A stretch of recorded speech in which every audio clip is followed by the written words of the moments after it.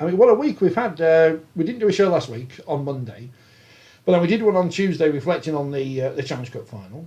And then we got Danny Ward lined up.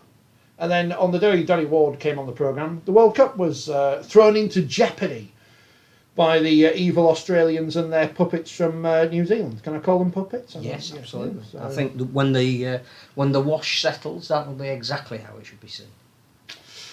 And we still don't know what's going to happen with it, because whether the Australians or the New Zealanders don't come, I think as we said last Thursday, the World Cup has to happen. I know everyone can say, we've got to delay it for a year, this, that and the other. Well, I think the options are narrowing, so it won't be delayed till next year.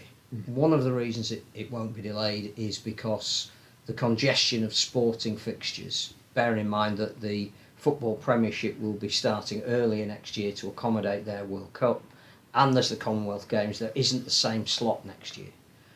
So that affects your ability to be broadcast in every game of all three tournaments at the moment. All 61 matches are scheduled to be on the BBC. That space isn't there next year. The government have clearly invested heavily in the World Cup as part of its programme of showing that the country is opening up. They won't be so keen to finance that next year. So I think that's two very good reasons why it won't be postponed to next year. 2023 can't really take place because it's the Rugby Union World Cup in France, and then if you delay it any further than that, you might as well have the 2025 version. But I think there's a real willingness at the moment for the World Cup to go ahead. There are contingencies in hand if Australia and New Zealand can't be resolved and come over, and it seems to be there's splits over there at the moment about what's the real reason why you don't want players to come. It clearly isn't the reason you've given us, which has nothing to do with COVID. And the more that gets exposed, the more either enough players will say we want to play, or people will turn around and say we now had our doubts reassured and we will come and play. So I suspect there is travel. We do know that there's another board meeting of the Rugby League World Cup executive on Wednesday. They hope to have some clarifications towards the end of this week about what may happen. There are teams, nations, I think, that have been approached if they need to be in it. There are this continuing talk that's gaining traction over there of the Indigenous Australian and the Maori New Zealand perhaps coming over, and indications are certainly from some Indigenous players of a very high profile that they wouldn't necessarily take as a blanket ban the NRL saying that they weren't allowed, or the RLC saying they weren't allowed to come, because it's an individual's decision, and they're not stopping a team from coming over because they don't control that team. And from what we know about the desire to be controlled, like us in the north of England in 1895, I think the first people of both nations feel that they should be allowed to exercise their own rights. I mean, as we know, all those who've been vaccinated, double vaccinated, are being controlled now by Bill Gates. Yes. So, hello, Bill. So I think there's still a lot of lobbying going on.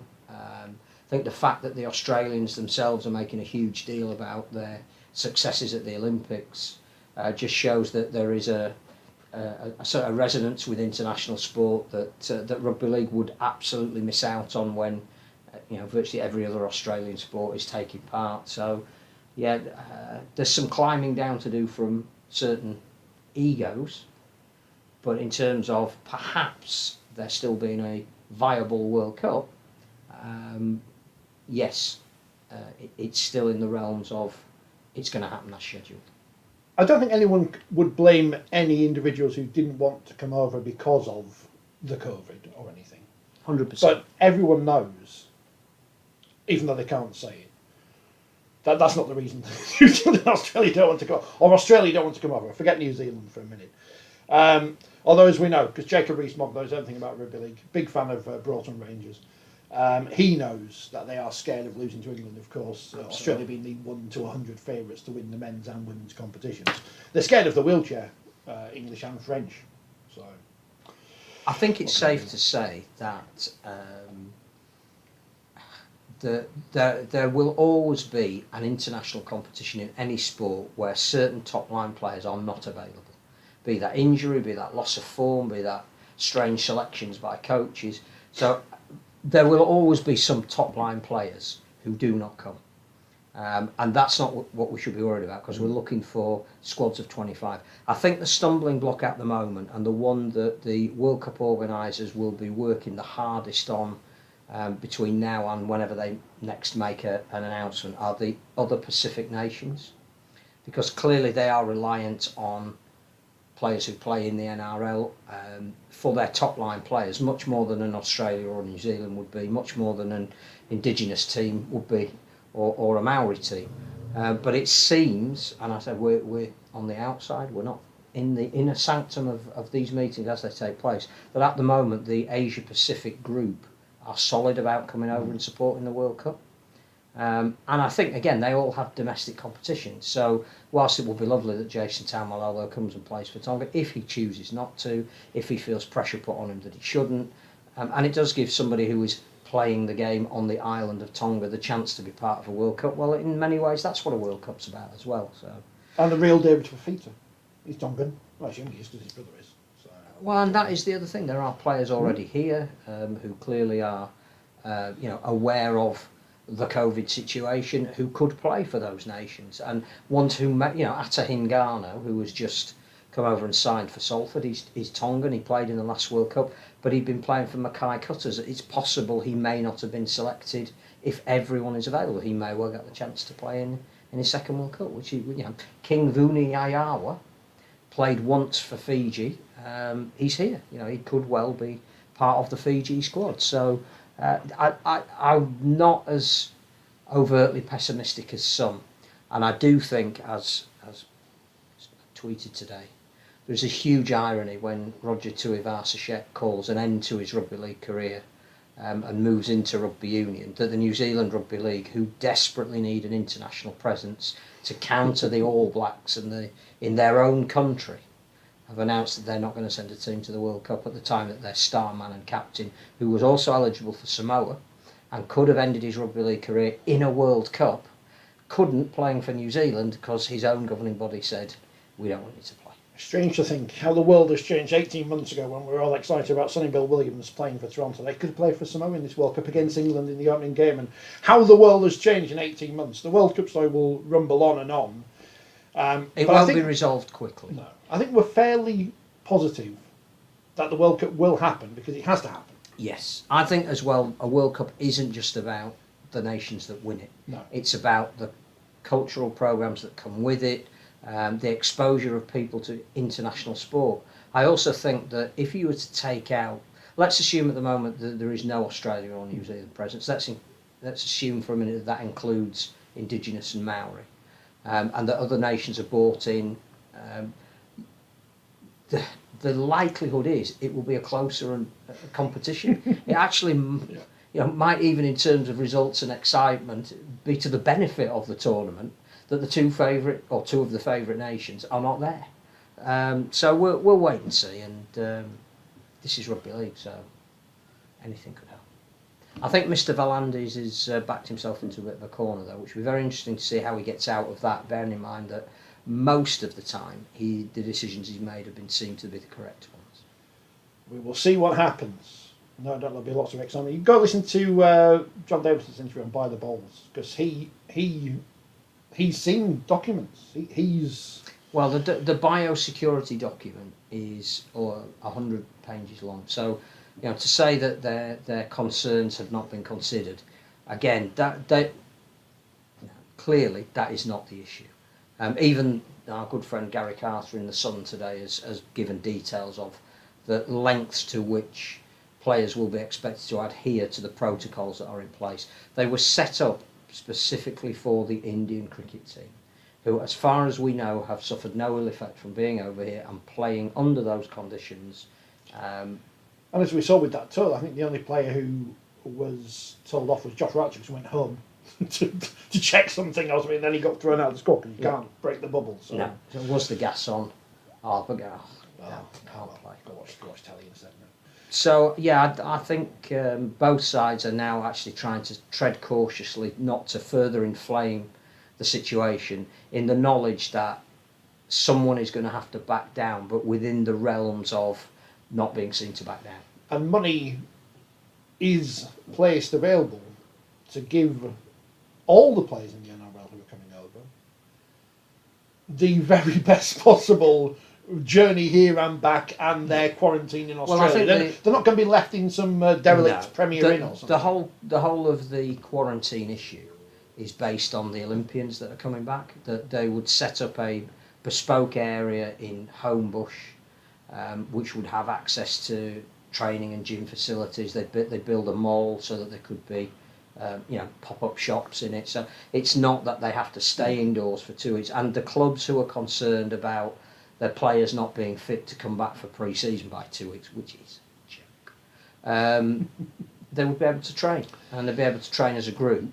So they're not going to lose the ability to do some fitness work for the new season. I think the more people learn about the lengths the World Cup are going to accommodate our friends from the NRL, the more that the war on them will swing to the side. And I also think the more players that come out and say, I mean, I think Wayne Bennett, if our listeners and viewers haven't seen it, gave a really impassioned fight. Wayne Bennett impassioned. I mean, that's enough. But it was, I think, a 5-minute speech about the importance of international competition, why he supports it, why he would encourage all his players to be part of it.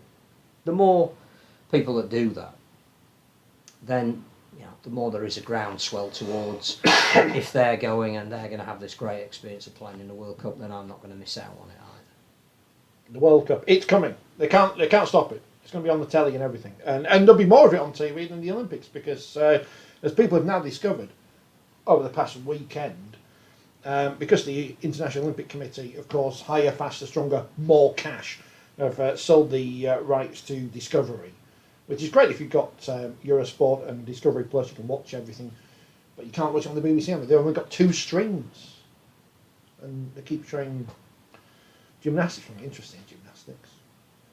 Where's the beach volleyball? I've got to be on brand. I also think it's safe to say that if other nations are lined up, then there's going to be some real big excitement in those nations that actually could counter the fact that maybe Australia and New Zealand are here. And to the outside world, I think the figure is that 70% of the tickets bought so far are not in traditional rugby league areas. So if you're going to watch, let's say, America as a nation playing in a World Cup, as opposed to New Zealand as a nation, there is still a certain... The people of Coventry, let's say, who wouldn't get to see Australia against Scotland, but might get to see, let's just say, America against Scotland. There's still some cachet in that, depending on how it's marketed and built up and who's playing for the respective... But it will be a closer game as well. I'll go back to what I said last week about individual names. No one knows who any of them are. No one in this country knows who James Tedesco is.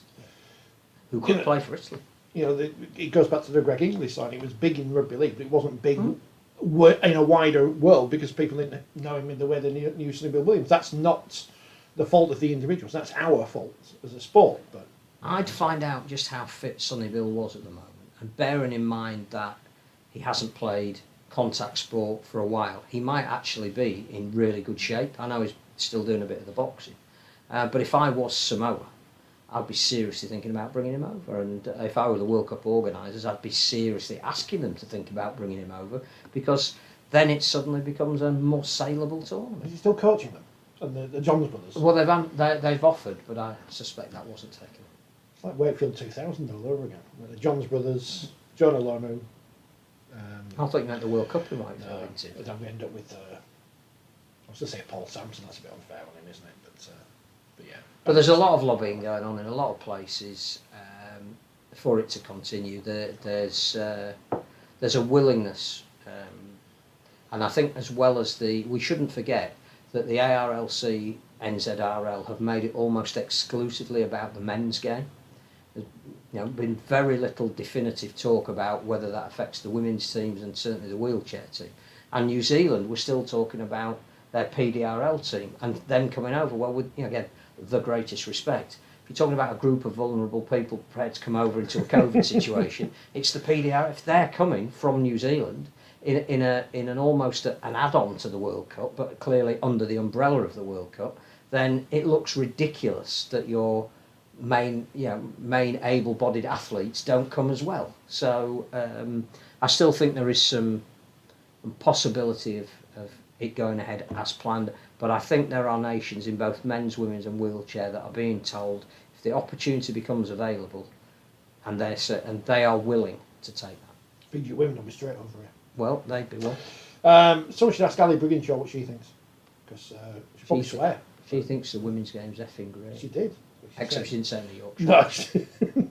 She's from Yorkshire. Can we claim that Queensland is part of Yorkshire and they won the origin, so Yorkshire won the state of origin? Yeah, because that's how it works.